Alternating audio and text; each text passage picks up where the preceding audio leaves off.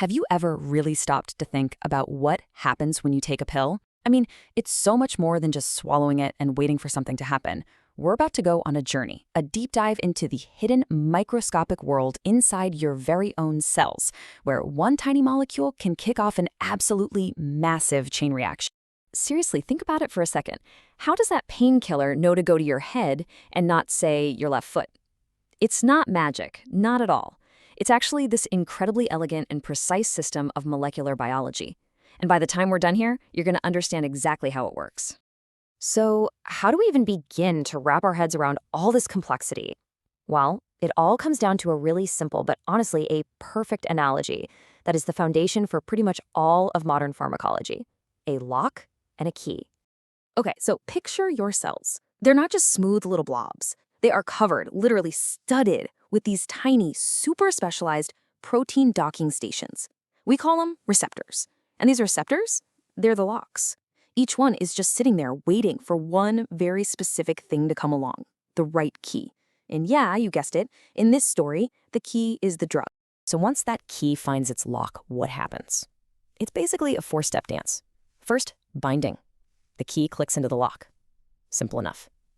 But then, step 2. This causes the lock itself to change shape. It twists or shifts, a process with the fancy name conformational change. Step 3, that little shift is the signal. It kicks off a domino effect inside the cell. And finally, step 4, the cell gets the message and changes what it's doing. That's the cellular response. That's the pain relief you feel. It's this elegant 4-part sequence every single time. All right, so we've got the basic lock and key thing down, but it gets even more interesting. You see, not all keys are created equal. You can have a key that fits a lock, but what it does once it's in there, well, that's a whole other story. There are 2 main types here, and the difference between them is absolutely critical. Let's talk about the mimics versus the blockers. First up, you have agonists. Think of these as the mimics. They're the perfect key, they slide in, they turn the lock, and boom, the door swings open. They activate the receptor, basically copying what your body's own natural molecules would do. Then you've got the antagonists. These are the blockers. This key also slides into the lock perfectly, but it doesn't turn. It just sits there, jamming the mechanism. It's not activating anything. It's just physically blocking your body's natural key from getting in and doing its job.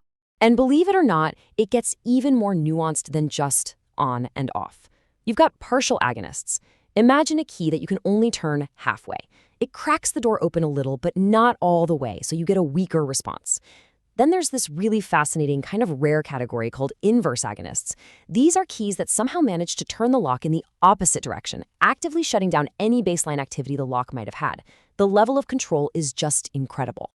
Okay, so the key is in the lock, the message has arrived at the cell's front door. So what's next? Well, now the action moves inside the cell, and this is where things get loud. This is where one tiny signal gets amplified into a massive cellular response. It's a total domino effect. So, what are these dominoes? They're called secondary messengers. When that receptor on the surface gets activated, it's like it yells, "Go!" and unleashes swarms of these little molecules inside the cell. Their entire job is to take that initial single message and blast it out everywhere. They are, quite literally, the cell's amplification system. They turn a whisper into a roar. And when I say amplification, I really mean it. Just look at this. A single drug molecule binding to one receptor can trigger the activation of thousands of these secondary messenger molecules. That right there, that's how a minuscule amount of a drug in a tiny pill can have such a profound body-wide effect. It's all about amplifying the signal. So who are these little messengers? Well, they've got some pretty sciencey names, like CAMP and calcium ions. You don't need to memorize the whole list for sure. The important thing to get is that these are the actual workers, the internal couriers that are zipping around, carrying out the orders, and telling the cell exactly what to do next. Right. So we've been talking about the lock as if there's only one type. But of course, it's way more complex than that. Your body has whole families of different receptors, entire classes of locks, each designed for a different job. So let's meet a couple of the major players, 2 of the most important superfamilies out there. First up, we have GPCRs. They have a cool nickname, serpentine receptors, because they literally snake their way through the cell membrane 7 times. These are a huge deal. They're the target for tons of common drugs for things like blood pressure, pain, and even allergies. Then in a different corner, you have RTKs, or tyrosine kinases. These guys work differently. They pair up when a key binds to them, and they're all about activating enzymes. Because they're so involved in cell growth, they're a massive target for many cancer treatments. See? Totally different locks designed for totally different problems. Okay, we've been deep in the molecular weeds here, so let's zoom all the way back out. Why does any of this microscopic detail actually matter to you and me? Well, it turns out it explains pretty much everything we experience with medicine in the real world. Now, here's a really crucial point. As great as that lock and key analogy is, it's not perfect. In reality, no drug is 100% specific. A drug key designed for one lock might be just similar enough to jiggle open a few other unintended locks. And that one little fact explains so much. And this is where it all clicks into place. Ever had a side effect? That's just the drug key bumping into and activating the wrong locks. Ever developed a drug tolerance where a medication seems to work less over time?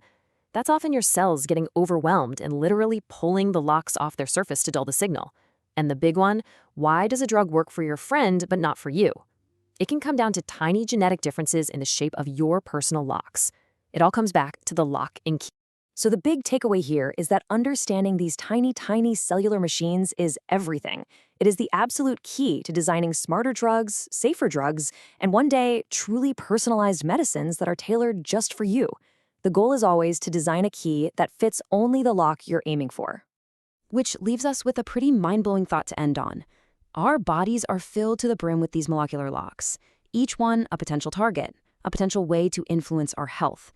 So as our ability to map and understand every single one of them gets better and better, is it possible? Could we one day design the perfect custom-made key for every single disease we face? Now that is a future worth imagining.